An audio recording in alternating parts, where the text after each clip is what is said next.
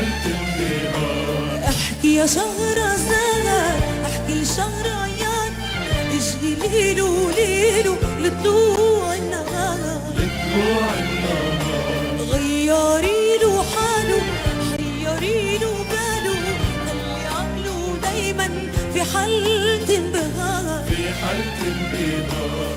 احكي يا شهرزاد احكي يا شهرزاد احكي يا شهرزاد